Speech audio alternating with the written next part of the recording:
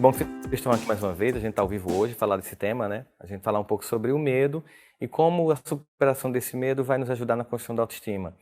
Primeiro, é importante a gente dizer que ter medo é normal.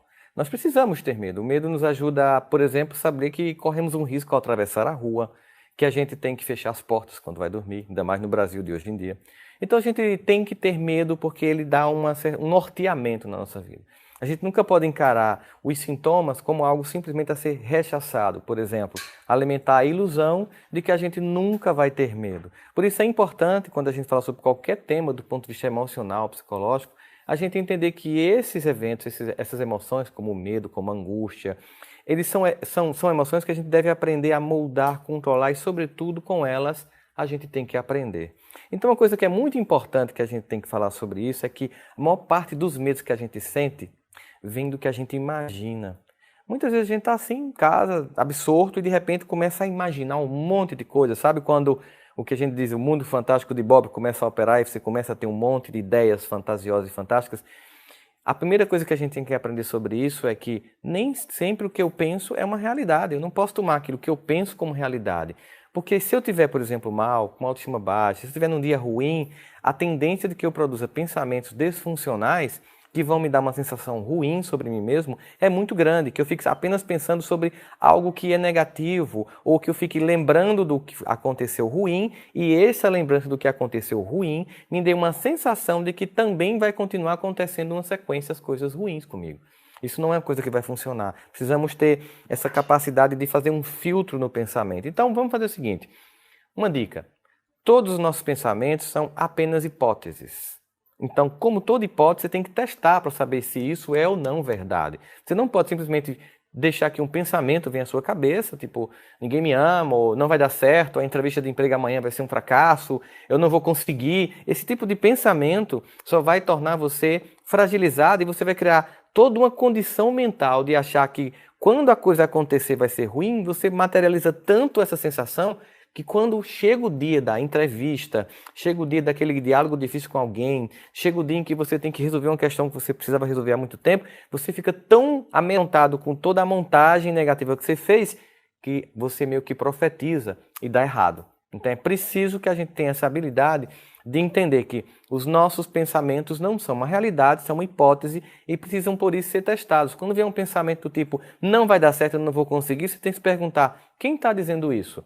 Uma pessoa racional, uma pessoa que está com autoestima baixa, que está pensando que os eventos do passado vão se repetir no presente. Então você tem que fazer um filtro e dialogar com você mesmo.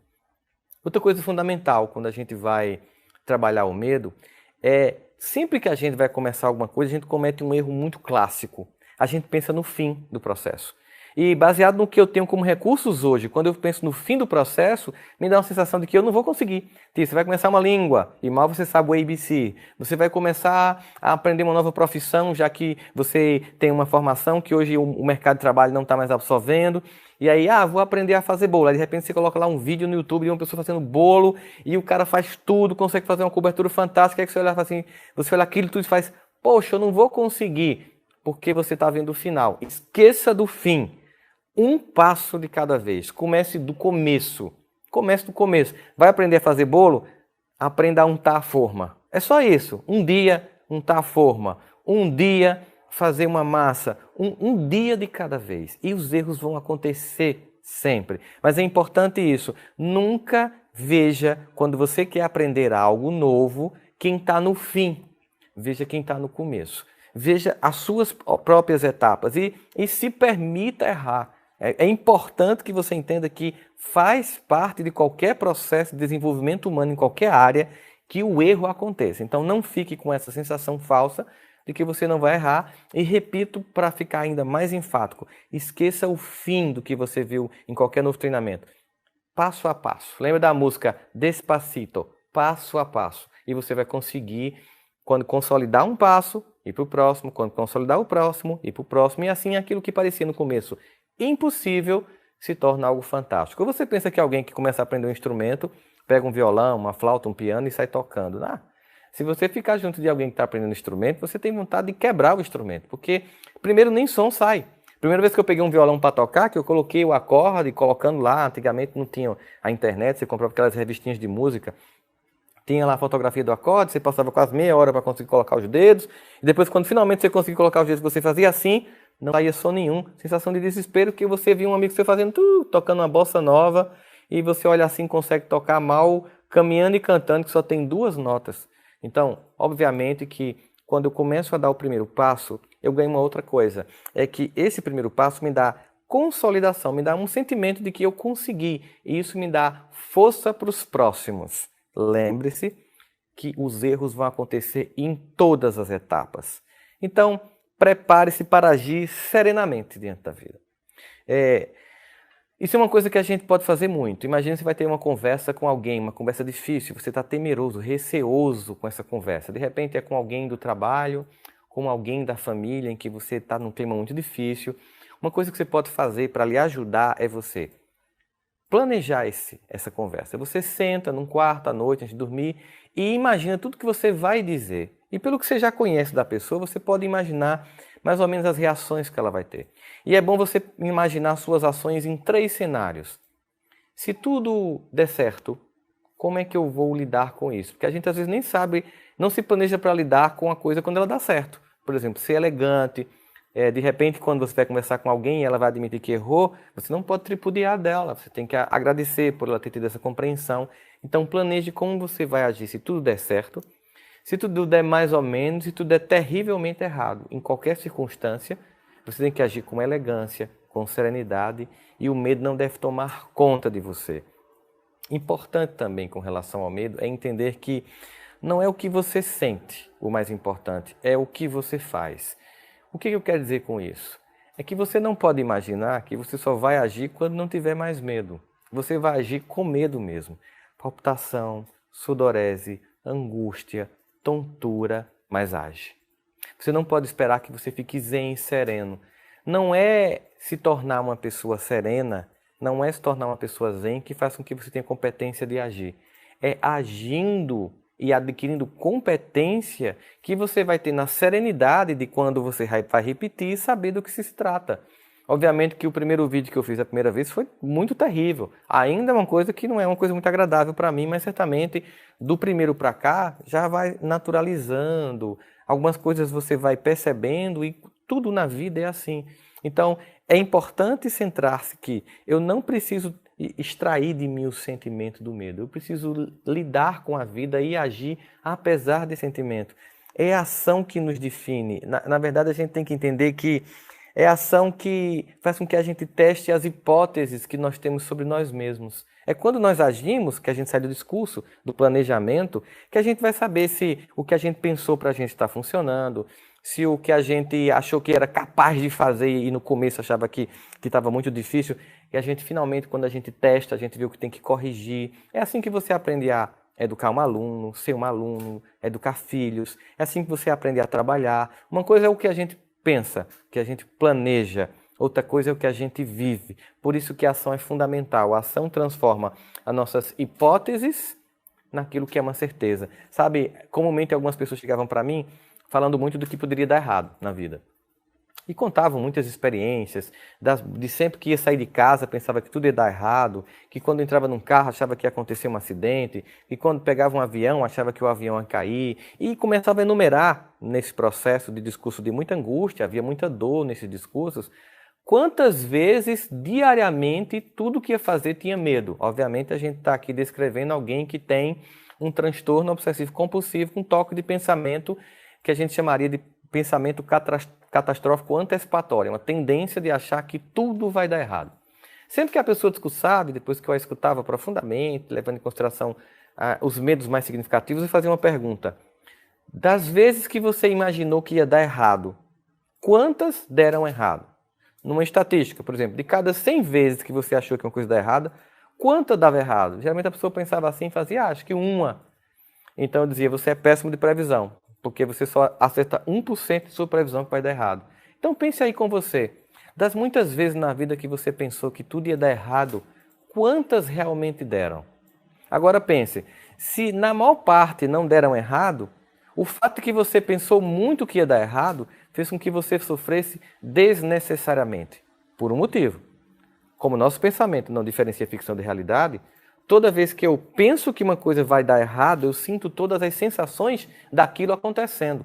E isso por si só é um desgaste profundo. Então, quando a gente age, a gente consegue tirar esse filtro. A ação, a gente tem a capacidade de nos tornarmos confiantes sobre nossas habilidades. A ação, ela nos dá a capacidade de entender assim, bom, aquele primeiro passo foi difícil, o segundo também, mas na medida que eu fui caminhando na vida, que eu fui andando, eu fui percebendo, sim, que os passos sequentes que eu fui dando foram me fortalecendo. A ação também, ela faz com que a gente descubra que os nossos erros, eles são experienciais, eles nos fornecem experiência de crescimento, eles não são mais vistos sentados.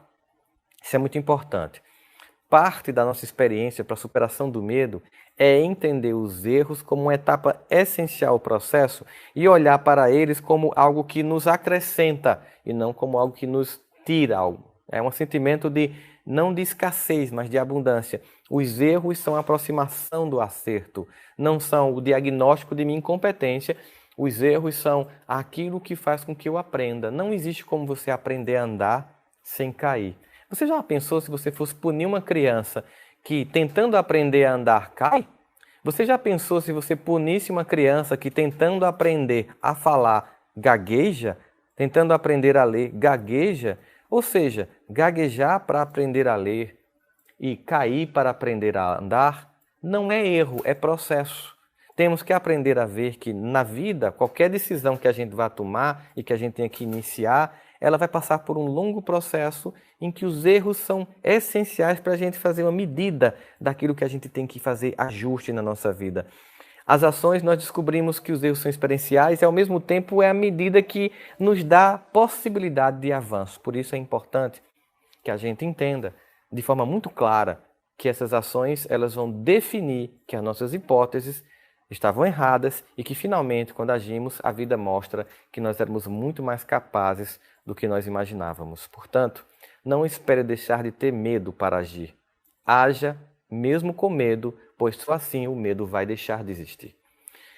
E é importante, quando o medo tomar conta de você de forma muito grande, que você sentir que as coisas estão fugindo do controle, que você procure alguém para falar sobre isso. Desabafar com alguém pode ser um profissional de saúde mental, pode ser um grande amigo, pode ser alguém que você confie profundamente na família, pode ser alguém que você considera importante na sua religião e que lhe ajude a compreender você.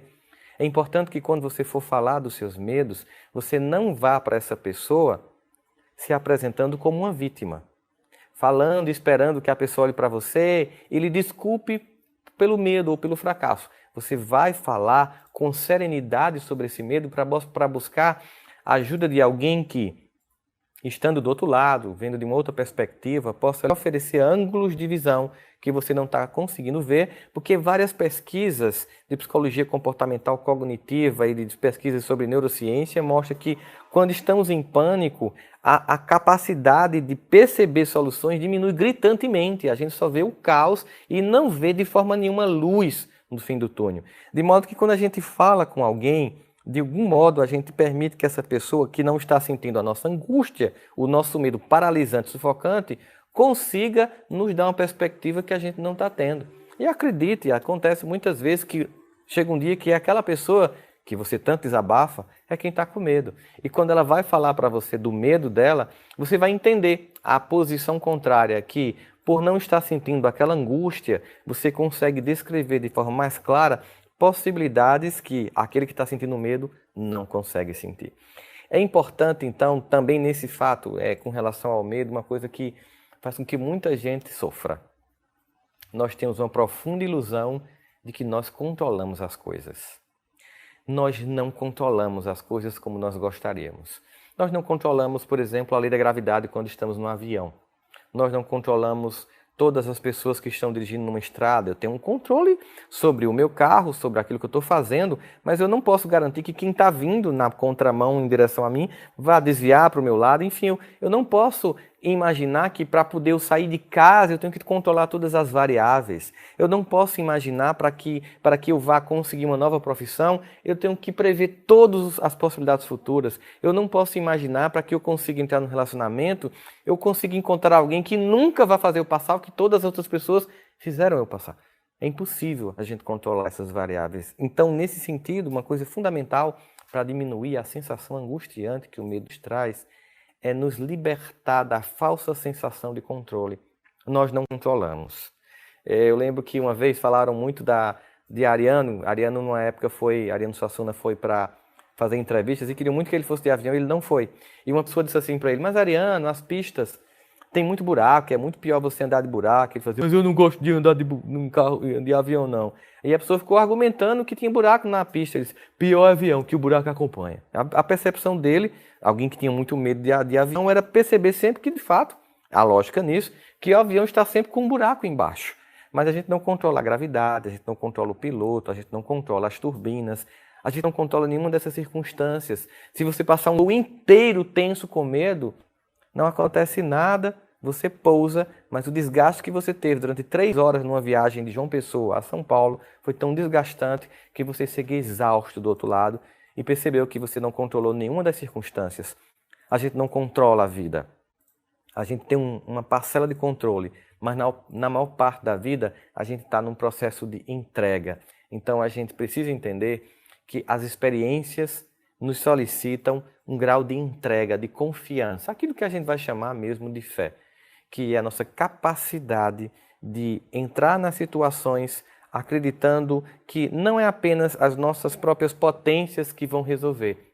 Nesse fato, uma das coisas que ajuda muito o indivíduo é, de fato, entrar nas circunstâncias da vida onde o medo está presente, deixando que a fé seja um lenitivo, um substituto, um bálsamo e uma solução para muito medo. Meu avô sempre me dizia uma poesia de Khalil Gibran, muito bonita, poeta libanês Khalil Gibran, que dizia assim, sobre a fé. A fé é um salto no escuro para os braços de Deus. Quem não tem fé, nem salta nem abraça, fica no escuro. O medo é assim. O medo é quando você permanece no escuro pelo medo de saltar, sem acreditar que vai ter uma solução. Quantas histórias a gente já ouviu sobre pessoas que simplesmente com medo ficaram onde o perigo maior acontecia e porque não saíram, se tornaram vítimas mais fáceis da vida. É importante essa capacidade de deslocamento que a gente tem, mesmo que ainda esse deslocamento seja feito com palpitação, sudorese, tontura, todos os sintomas de alguém que está com medo, mas está agindo apesar do medo. Nesse sentido, a gente tem que tentar entender o que o medo está nos dizendo. Todos os sintomas que acontecem com a gente, eles querem nos dizer algo. É o que a gente chama na psicologia dos não ditos das emoções. O que esse medo está te trazendo? Ele está te falando de uma infância em que você está pensando numa criança e você está achando que está com toda aquela vulnerabilidade? Ou ele está falando de um adulto com medo da avaliação externa e que por isso não age, com medo de ser criticado e termina não fazendo nada? É importante que você se pergunte. Toda vez que o medo vier diante de você, é importante que essas perguntas, essa análise você faça sobre você mesmo para que você possa extrair do medo um aprendizado profundo. Por isso que ele não deve ser meramente combatido ou excluído, deve ser compreendido, deve ser trazido à tona para que você possa, num diálogo com você mesmo, entender as reais situações, aquilo que realmente o medo está trazendo para você.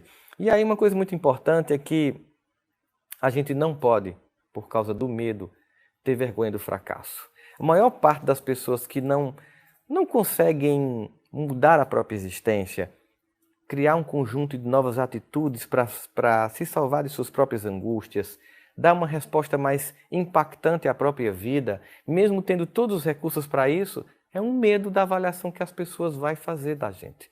Muita gente não faz com medo da crítica que os outros vão fazer. E é importante a gente entender que a maturidade vem quando nós perdemos o medo da avaliação exterior, ou seja, aquilo que os outros pensam de nós começam a ter menos importância do que aquilo que nós pensamos de nós mesmos. É como se eu fosse substituir um medo paralisante por um medo que me provoca. Meu medo não é de as pessoas dizerem que eu me equivoquei, que eu sou um incompetente ou incapaz. Meu medo é de, por esse medo, não agir. É quando eu deixo de ser uma pessoa regulada externamente e passo a ser uma pessoa regulada por mim mesmo. Fernando Pessoa tem um dos trechos poéticos em que ele diz assim: eu sou algo entre aquilo que eu quis ser e o que quiseram fazer de mim. Observa essa ambiguidade. Ele está dizendo assim que entre o que as pessoas pressionaram para ele ser e o que ele quis ser, no meio disso estava ele. Uma pessoa muito imatura, ela é muito mais do que os outros esperam que ela seja. E ela é refém do medo de decepcionar essas expectativas. Expectativas de pais que acharam que você tinha que, por exemplo, ter uma profissão mais glamourosa ou que desse mais dinheiro, porque ou eles têm um igual ou eles nunca tiveram e querem que você realize na sua vida aquilo que eles não realizaram na vida deles, para que eles diminuam a própria frustração, mas terminam gerando uma frustração na sua existência. Então, não atender essas expectativas pode representar angústia para você e medo, e você termina não fazendo ou vivendo a profissão que você queria, porque você estava muito mais preocupado em atender essa expectativa familiar. A expectativa que você tem falsa sobre você mesmo, que você vai ser uma pessoa bem resolvida, que não vai ter medo, que não vai ter angústia, que vai fazer tudo de forma tranquila, sempre vai saber o que dizer, o que responder. Isso é uma sensação falsa e uma criação exacerbada de um ego super capaz que só faz com que você se sinta todo dia incompetente. Quando você cria na sua cabeça a ideia de que tem um ser super capaz, que tem uma versão melhor de você mesmo ou de você mesma, que vai tornar você mais capaz, na verdade você está se sufocando, porque você está dizendo para você que quem você é não serve. Então é importante que você não tenha medo do fracasso. Engraçado que o Fernando Veríssimo tem uma frase muito bonita, que ele diz assim: eu desconfio que a única pessoa livre é realmente aquela que não tem medo de ser ridícula. Interessante, ó. Eu desconfio que a única pessoa realmente livre é aquela que não tem medo de ser ridícula. Ou seja, você não está muito preocupado se enquanto você está testando as pessoas estão olhando para você. Você está preocupado no seu processo. Mas observe, numa sociedade como a nossa, em que as redes sociais ganharam uma importância muito grande, o sentimento de ser observado o tempo inteiro aumentou muito gritantemente e aumentou muito a satisfação que a gente dá aos outros. E isso tem feito com que muitas pessoas se paralisem. É importante que você pare de viver em função desse externo e vive em função desse seu mundo interno, das suas próprias escolhas. Vocês já devem ter visto que eu gosto muito de pegar aquela música do Almir Sater, que ele fala muito claramente assim, da ideia de que ele anda devagar porque já teve pressa e leva um sorriso porque já chorou demais, né? E ele diz de forma muito arquetípica, ou seja, uma ideia de símbolo profundo sobre o poder que tem da nossa vida, que cada um de nós constrói a sua própria história e cada ser em si carrega o dom de ser capaz de ser feliz. Quando a gente não entende isso, a gente acha que a capacidade de ser feliz está no outro, nessa avaliação que vem de fora. E isso nos esmaga, nos deixa empobrecido, nos deixa angustiado, nos deixa com uma sensação de impotência profunda. Portanto, é importante que você pare de ter medo de ser ridículo. Uma vez eu estava dando uma palestra e eu estava falando de alguma coisa em que, no exemplo, eu ia falar de uma experiência que aconteceu com um submarino nuclear nas fossas abissais do Oceano Pacífico. Só que em vez de dizer fossa, e tinha uma plateia de muitas pessoas, era um congresso bem acadêmico, em vez de dizer fossas abissais, eu disse que o submarino estava nas fossas nasais do Oceano Pacífico. Obviamente que a plateia inteira riu. E diante de uma situação dessa, você tem medo do ridículo. Bem, se você ficar paralisado com o medo do ridículo, você vai transmitir para as pessoas que você se descompensou e você se desequilibra e não consegue nem mais voltar à palestra. Se você se der de conta que não disse uma bobagem, é pior ainda, você está fingindo que não disse nada. E a primeira coisa que eu fiz foi assumir que tinha errado e brinquei e disse assim, eu fiquei imaginando agora, gente, quanto Sorine seria necessário para desobstruir as fossas nasais do Oceano Pacífico. Aí todo mundo riu, mais uma vez, e aí perceberam que eu tinha cometido um equívoco, mas que eu não estava me preocupando, nem me punindo, nem me maltratando por causa daquilo, porque eu cometo e cometerei muitos equívocos. Isso faz parte da vida. Imagina quando você busca ser perfeito demais, você só cria para você angústia, dor, decepção e medo, desespero, sentimento de impotência, de incapacidade. Quando você se permite, quando você entende que faz parte errar, você fica mais leve e aí sim perde força e você não é paralisado pelo medo de decepcionar as pessoas. O que você não vai suportar é o medo de decepcionar a si mesmo por não ter tentado, por não ter feito, por não ter desenvolvido a sua capacidade, sua competência. O que a gente tem que fazer? A gente tem que entender que nesse processo estamos entendendo o sentido e o significado do fracasso. Nós precisamos entender o que o fracasso nos oferece. Mas eu queria dizer uma coisa importante para vocês. É que muitas vezes o medo está tão forte, tão paralisante, não tem ninguém que nos escute, a gente não consegue ninguém para desabafar, a gente não consegue se concentrar numa série, não consegue ler um livro, parece que nada funciona. É um recurso fantástico. Hoje, passível de grandes estudos, podem nos ajudar. Quando você não souber o que fazer e estiver muito travado e não tiver ninguém ao seu redor para ajudar, ore, reze, faça preces. Não importa como você nomeie esse evento que é de um ser que dialoga com o seu Criador. O importante é que você faça isso. Por que é importante? Porque, para além de um discurso religioso, eu queria falar aqui das muitas experiências que mostram que num estado de prece, de oração e rezando, aquela mente que estava fechada num ciclo de medo, que cria um ciclo vicioso de incompetência, impotência e falta de solução, no momento em que o indivíduo entra num estado de vibração para a oração, para a prece, para rezar, a mente expande de modo tal que soluções que não estavam sendo vistas passam a ser enxergadas. Aí a gente percebe que existe tantos recursos para nos ajudar a superar o medo.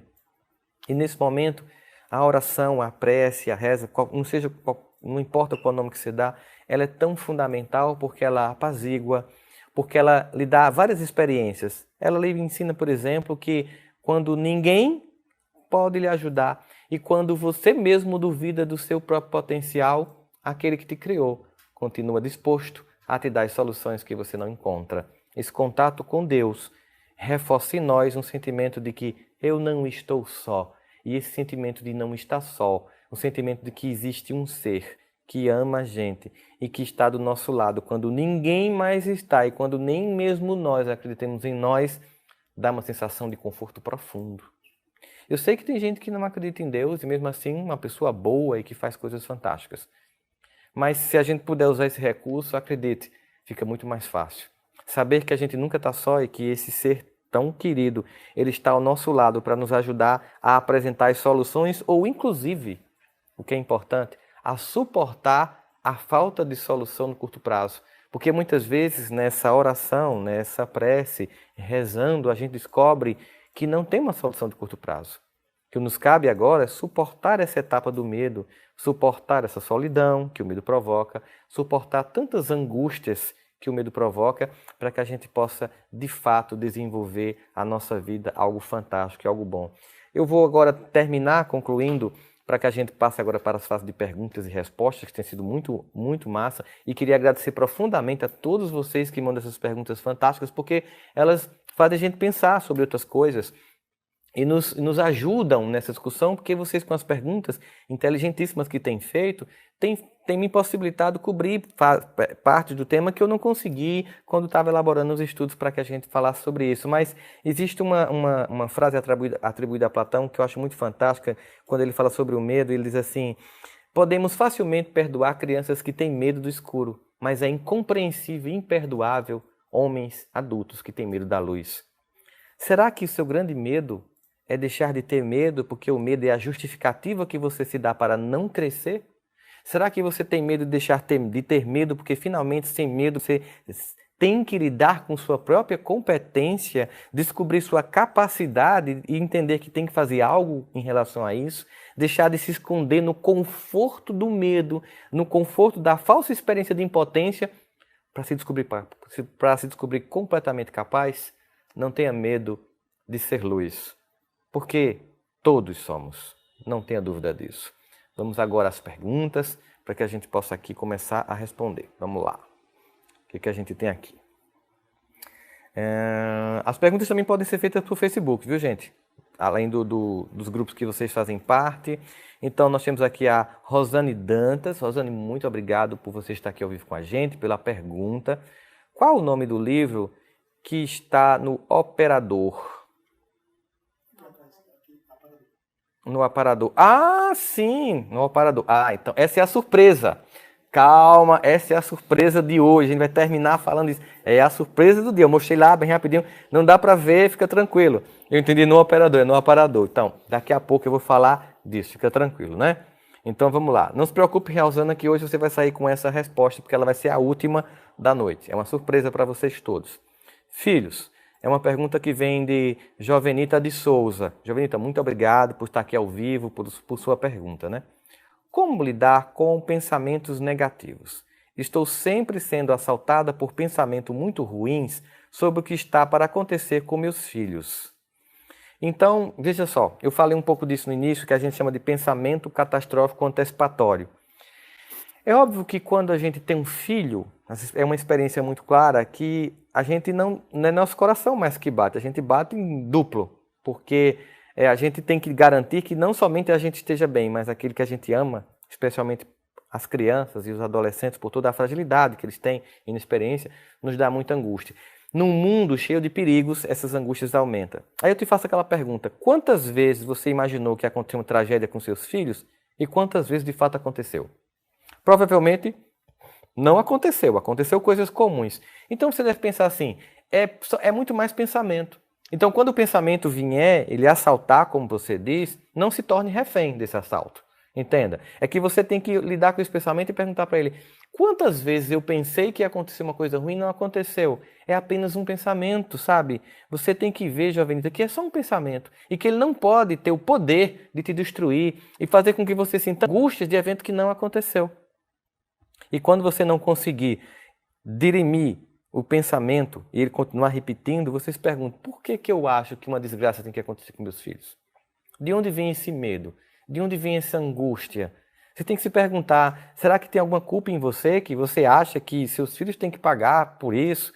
São tantas as formas de a gente tentar interpretar a angústia ou o que o medo está trazendo para nós. E no final você ainda pode sim usar o recurso da prece, da oração, rezar, para que o medo não seja um evento que paralise, que você possa experimentar a vida com mais leveza e possa permitir que seus filhos saiam para experimentar o mundo, crescer como você cresceu, que você também teve suas experiências. Certamente seus pais também tiveram medo quando você era criança, das muitas experiências, quando a gente sobe numa árvore, vai a primeira vez só para a casa de um amigo, vai para a noite do pijama, enfim, todas as experiências que a gente tem medo, primeira aula que a criança vai ter.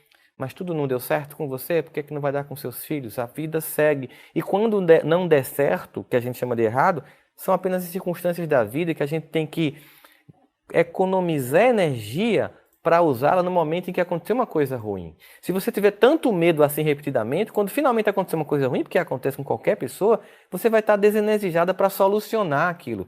Se você se poupar, você vai economizar energia para finalmente, quando acontecer uma coisa que você teme, você estar focada na solução e não na angústia, no medo ou no desespero. Temos aqui uma pergunta de Nícia Sanches. Nícia, muito obrigado por você estar aí com a gente, pela pergunta. Vamos lá. Meu maior medo sempre foi de perder um filho. Sempre procurei protegê-los de tudo. Veio uma doença e levou uma de minhas filhas. Dor terrível. Como controlar o medo de que possa isso acontecer novamente? Olha, Nícia, obrigado por compartilhar uma dor tão profunda. Perder um filho é a experiência mais dolorosa que um ser humano pode sentir na vida. Ela é indescritível, inenarrável e é muito comum o que você está sentindo, em que você tenha medo que isso aconteça com os outros filhos. Enfim, é um medo muito grande. Eu te pediria uma coisa. Se tiver na sua cidade um grupo de mães que perderam filhos, procure. Estar junto com pessoas que experimentaram a nossa mesma dor nos fortalece profundamente. Porque quem mais pode te entender é alguém que sente o que você está sentindo.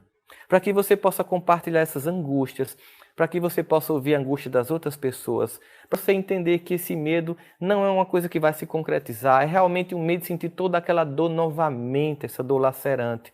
Se não tiver um grupo na sua cidade, eu te proponho fundar esse grupo. Eu te proponho entrar nas tuas redes sociais e fazer um convite às pessoas da tua cidade para que juntas, não precisa ter psicólogo, não precisa ter nenhuma pessoa especialista na área. Esses grupos eles são, inclusive assim como o próprio AA, são grupos feitos por pessoas que vivem a mesma experiência.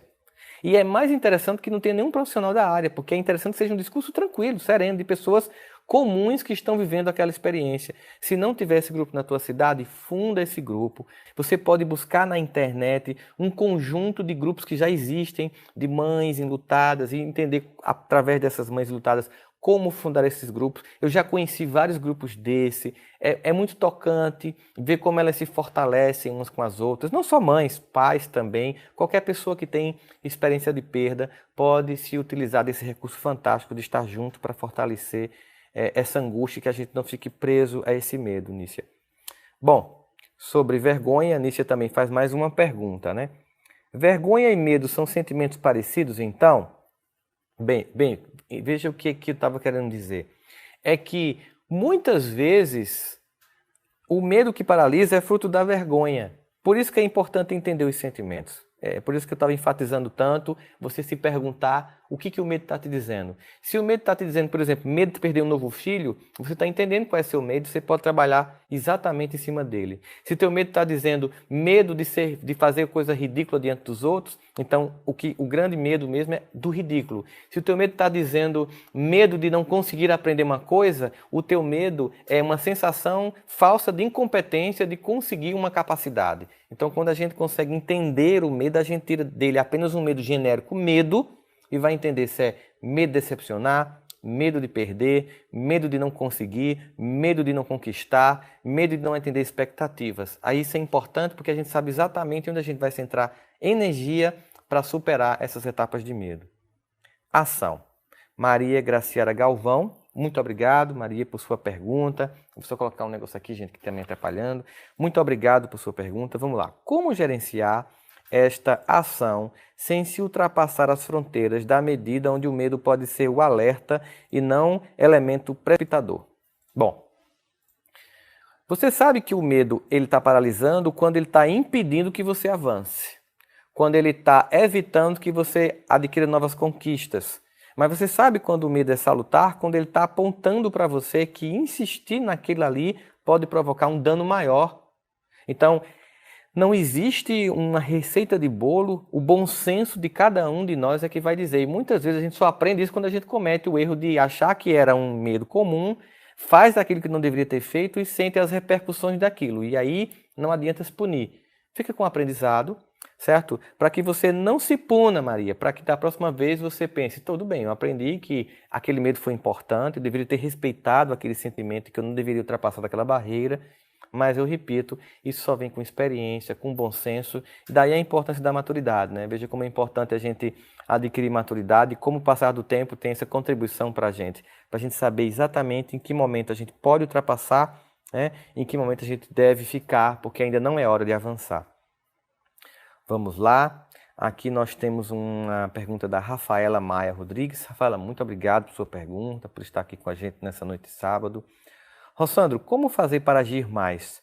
Penso demais e demoro para agir. Então, pensa menos. Então, uma das coisas que acontece com muita gente é o que a gente chama de... ela tem um excesso de pensamento, um fluxo tão intenso, fica pensando tantas hipóteses que termina sem agir. Então, um dos exercícios seria parar mesmo assim. Então, tá bom, não vou ficar aqui cogitando todas as possibilidades, porque aí volta aquilo que a gente falou antes, aqui no início da aula. Nós não controlamos todas as variáveis. Esse fluxo constante de pensamento é uma tentativa que não vai dar certo de controlar todas as variáveis. Então, se você configurar para você de forma muito intensa, eu não controlo todas as variáveis, de modo que eu simplesmente agora tenho que agir, você para de ficar pensando em hipótese mais hipótese, pensando em reações e mais reações. Não é como um jogo de xadrez, sabe? Que as pessoas ficam lá imaginando todas as jogadas do outro para poder jogar. A vida nem sempre nos dá essa possibilidade. E mesmo num campeonato internacional de xadrez, você percebe que se dá um tempo para o cara pensar tudo isso. Sei lá, 1 minuto, 3. Para você pensar todas as possibilidades, mas você tem que ter esse fim de tempo para que o indivíduo age. Senão ele passaria horas e horas e horas apenas pensando em todas as possibilidades. não controlamos todas as variáveis. Isso é um sentimento fundamental para você controlar esse fluxo de pensamento que pensa que vai controlar variáveis, não controla. Agir e se permitir errar no processo de agir, ok, Rafaela? Sobre rejeição, temos aqui a pergunta da Ruth Maria Brito. Ruth, também muito obrigado por sua pergunta, por estar aqui conosco. Como combater o medo de ser rejeitada? Sabe, Ruth, esse é o maior medo que todo ser humano tem. Nós vivíamos no passado, no início mesmo da civilização, em grupos muito pequenos. Então, a opinião que os outros tinham sobre nós era muito importante para a gente se sentir aceito no grupo. Esse sentimento de ser gregário, ele é fundamental na experiência humana e nos dá estabilidade emocional. Só que hoje, na sociedade, esse medo ele tornou-se algo muito prejudicial porque a gente dá muita importância a essa avaliação externa. Entenda que para que eu seja aceita, se você ser aceita, você tem que fazer algo que vai encontrar um valor fundamental seu, ou que alguém ou um relacionamento exige de você uma mudança muito impactante na sua vida e na sua forma de ver a vida, não tenha medo de ser rejeitada. Rejeite essa pessoa, porque ela está querendo destruir você, lhe transformar num ser que você não é, e não vale a pena, porque você não vai conseguir virar um personagem para agradar ninguém. Você tem que aprender a ser gostada por pessoas que gostam de você como você é. Procure ser alguém que seja cercado de pessoas que te gostam, que te admiram pelo que você é, pelo que você pode ser. E não que essas pessoas só sintam algo por você por um tremendo esforço que não compensa. Acredite, não compensa perder, sabe, a própria personalidade, os próprios princípios para agradar as pessoas. É tão comum pessoas que terminam modificando-se tanto para agradar os outros e o que acontece é que depois se modificar todinho, o outro lhe chuta. E aí vem uma raiva, sabe? Raiva da pessoa que fez isso com você e raiva de você porque você se permitiu. Lembra daquela música de Caetano? Então eu só vou gostar de quem gosta de mim. É importante você fazer esse filtro. Pessoas que vivem rejeitando você pelo que você é, essas pessoas não devem estar perto de você. Mande elas procurarem pessoas que sejam como elas querem. Seja você e procure pessoas que te aceitem como você é. Agora a pergunta é, você se aceita como você é? Será que essa rejeição não é uma rejeição que você mesmo tem a você? Então não seria aí esse primeiro movimento de se aceitar-se? Porque, acredite, quando a gente não se aceita, é como se a gente emanasse por Bluetooth, por Wi-Fi para as pessoas, que a gente não se aceita. E, incrivelmente, as pessoas captam essa mensagem e nos rejeitam. E acontece exatamente o contrário quando a gente se aceita. Quando a gente se aceita com todos os defeitos, incapacidades, também competências e luz, a gente emana um sentimento de aceitação, de apaziguamento de nós para conosco mesmo, que as pessoas também leem e elas nos olham com toda a suavidade e aceitação que a gente precisa. Essa aceitação tem que ser primeiro sua, para que não haja rejeição externa. Muito bem, temos aqui sobre fracasso do Cláudio. Cláudio, obrigado. O Cláudio Reiche, eu acho que deve ser, não sei como é que tu pronuncia o teu nome, mas tudo bem. Cláudio, pergunta o seguinte, como superar a sensação constante de fracasso? Às vezes, esses fracassos insistentes podem estar dizendo para você mudar. Talvez, se o fracasso ele é insistente, persistente e não muda, ele deve estar dizendo para você aqui, olha, é bom que você mude e faça uma outra coisa, pense numa outra possibilidade. Ou é realmente uma experiência tão grandiosa que vai exigir de você realmente a capacidade, a resiliência de suportar uma sequência significativa de fracassos para alcançar o sucesso. Entenda, e aqui eu não estou falando de sucesso material, não é isso não. Sucesso no sentido mais amplo, do sentimento de realização. E é importante se dizer também, Cláudio, que a sociedade criou para nós uma grande pressão sobre quando isso tem que acontecer. Hoje em dia tem meninos que estão entrando no ensino médio já se sentindo obrigados a estar ganhando bem e sustentando a família. Isso tem gerado um estresse profundo. Tem pessoas que conseguiram grandes realizações depois de 60, depois de 70, depois de 50. Muita gente, mas muita, de biografias em todas as áreas da tecnologia, da educação, da política, da cultura, da arte. Pessoas que, depois de muito tempo ou de muitos e sucessivos fracassos, acumularam a experiência essencial para o sucesso e para o resultado. Portanto, essa é uma das formas de superar esse medo constante do fracasso. Temos aqui a pergunta da Kátia Freise. Kátia, obrigado também para você por estar aqui. O que é possível fazer no nosso dia a dia para perder o medo de fracassar? Você veja que existe o fracasso aqui, é a palavra de ordem, realmente é o grande medo de todos nós. E por isso que é importante a gente ressignificar esse nome. Vamos lá. Nós temos que olhar fracasso não como um diagnóstico de incompetência. Vou repetir. Nós não podemos mais olhar fracasso como o diagnóstico, a constatação da incompetência pessoal. Nós temos que olhar para o fracasso como uma etapa essencial para o acerto. O fracasso faz parte do processo inteiro para conseguir. Portanto, a gente tem que lembrar do que eu iniciei falando. Um passo de cada vez. Se você tem sentimento de fracasso quando você compara com o final do que você quer alcançar. Então, quando você está tentando alcançar uma meta, você vê no final o que você queria e você comete erro no início, se você olhar para o final e ver que está errando no início, você tem um sentimento de fracasso. Portanto, faça uma coisa, Kátia, divida o seu objetivo em etapas. Seja qual for ele, de relacionamento, de conquista profissional, divida em etapas. Sabe, faça um recorte de várias etapas, quantas você quiser, e vá criando os processos de acerto dentro de cada etapa, porque eu tenho que conquistar em cada aspecto desse aqui, e não nesse conjunto todo. Aí você vai se desenvolvendo fortemente naquela etapa, se consolida, aí você vai para a próxima etapa. E aí você, mais uma vez, repito para todos que estão aqui nos escutando, não podemos entender fracasso como diagnóstico de incompetência pessoal, mas como etapas necessárias para adquirir a competência que tanto queremos. Etapa por etapa, passo a passo, fracasso a fracasso, construímos os tijolos que levam à ponte da conquista e do acerto. Vamos lá. Temos aqui a Cleide Silva. Cleide, também muito obrigado por sua participação. A minha autoestima baixa me leva ao medo. Você veja que pontualmente falamos da relação entre medo e autoestima. Em muitos casos, é a autoestima baixa que gera o medo. A gente acha que é o medo que gera a autoestima baixa, mas por que eu digo isso? Porque se você observar as perguntas de muitas pessoas anteriores, como Kátia, como Cláudio, o fracasso, ou seja, medo de errar e de não atender a expectativa dos outros, faz com que a gente não haja, e isso faz com que a gente tenha medo. Então, é a autoestima baixa que gera o medo, e não o medo que gera a autoestima baixa.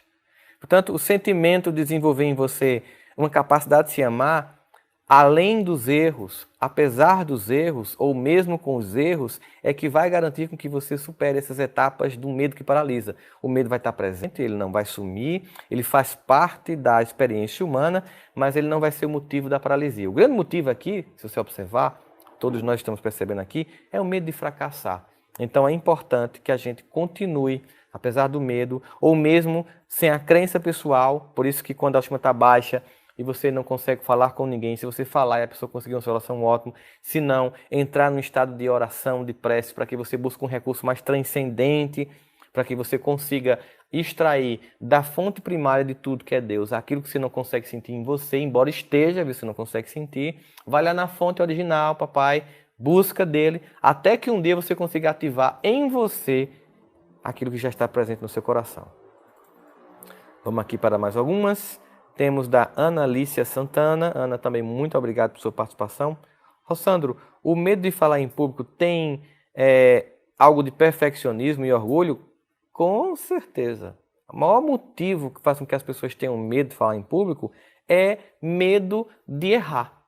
É medo de ser avaliado. Sabe? E não tem como, acredite, eu faço palestra com pessoas que são tarimbadíssimas no mundo das palestras já e cometem erros. Então, assim, acreditar que você nunca vai cometer erro é uma coisa assim, sem fundamento. A gente tem uma frase que a gente diz muito pra gente, né? Errar é humano, mas a gente parece que não acredita que se aplica à nossa própria vida. Errar é humano e você é humano, portanto você vai errar. Então você tem que pensar assim, eu tenho que fazer, mesmo que eu me equivoque. Eu tenho que fazer, mesmo que eu erre. Inclusive você tem que dizer, eu vou errar. Para que você não deixe que esse sentimento o atrapalhe. Então, eu vou errar, ponto. Mas eu vou fazer. Somente fazendo é que a gente aprimora, é que a gente acerta. Quando alguém vai tocar um violino no início, parece uma muriçoca, gente. É absurdo. É completamente enjoativo. Depois de um tempo, aquilo vira uma melodia encantadora. assim é falar em público, assim é aprender a pintar, assim é aprender a cozinhar, ir para uma academia, aprender um novo idioma, a se relacionar com pessoas. No início a gente é canhestro, incapaz, aparentemente incompetente, mas são etapas necessárias para o acerto. Vamos lá para mais algumas aqui. Débora Reis da Paixão, obrigado Débora também por sua participação. Rossandro, como faço para sair do medo paralisante? Olha, Débora, se teu medo está tão paralisante assim, a ponto que você está sem conseguir mover-se, talvez nesse caso seria importante você procurar ajuda. Muitas vezes você pode estar de fato com descompensações neuroquímicas e uma ajuda de medicamento também pode ser importante. Por isso eu te aconselharia, se está tão paralisante esse medo para você, procurasse uma ajuda psiquiátrica para um diagnóstico correto no nível que esse medo está e saber, com o diagnóstico correto, um medicamento que pode te ajudar e um processo de terapia que vai trabalhar esse medo para que você não seja vítima desse ciclo vicioso, ok? Bom, temos aqui temas sobre educação de filhos, da Emilene Lima. Boa noite, Emilene, muito obrigado também por sua participação. Ela diz o seguinte: Rossandro, como enfrentar o medo de criar os filhos após uma separação dos pais? Emilene, no meu livro Help Me Eduque, eu apresento lá uma série de pesquisas que mostram que mães que criam os filhos sozinhos não necessariamente, apesar dessa crença infundada, serão incapazes de educar seus filhos. Muitas pesquisas mostram que elas são capazes sim de educar seus filhos. Elas têm essa capacidade. O que importa, é claro que a gente pode dizer que, preferencialmente, quando a gente tem mais de uma pessoa nos ajudando na educação dos filhos, mais alguém com a gente, é muito mais fácil remar um barco com duas pessoas. Mas não é impossível remar um barco sozinho. Acredite, você vai conseguir. Você está aqui diante de uma pessoa que foi educada a partir dos 6 anos, quando meus pais se separaram, por minha mãe. Né? E sei que foi difícil quando a gente é mãe e pai ao mesmo tempo. Sabe o que vai te ajudar? Não ficar, toda vez que estiver difícil, num profundo lamento porque alguém não está remando com você no barco. Reme o que você puder. Não se cobre ser uma mãe perfeita. Seja a mãe possível. Todos nós somos o que nós podemos ser. Seja tão somente a mãe possível. E acredite, vai ser muito. Ser a mãe possível já é muito para transformar um ser humano num ser humano muito capaz e muito competente. Não se cobre perfeição. Não pense que obrigatoriamente, porque você está separada, você não vai educar seus filhos com toda a competência que a mãe pode educar. E te aconselho, se você quiser, se você tiver o livro Help, você vai ver essas pesquisas e todos os resultados que ela tem e como se aplica na nossa vida das chamadas famílias monoparentais, em que apenas uma pessoa educa. Mas é claro, você pode contar com a ajuda de, se tiver vivo, seus pais, irmãos, pessoas que podem, não no cotidiano, que vai ser você mesma, mas em momentos mais cruciais, te ajudar, como me ajudaram meus avós, tias, irmão mais velho, enfim, pessoas que até hoje são essenciais na minha vida. Identificar o medo. Valesca Ramos Ribeiro, obrigado Valesca por sua pergunta também. Você pode perceber que está com medo? Você pode não perceber que está com medo? Será que a gente pode estar com um nível de medo tal que a gente nem perceba o medo? Ou seja, como identificar esse medo? Se você sentir que você não está se movendo em busca dos seus objetivos, existe alguma coisa que está te impedindo. Pode não estar consciente, pode não estar nomeada. Esse medo pode não ter ainda um nome.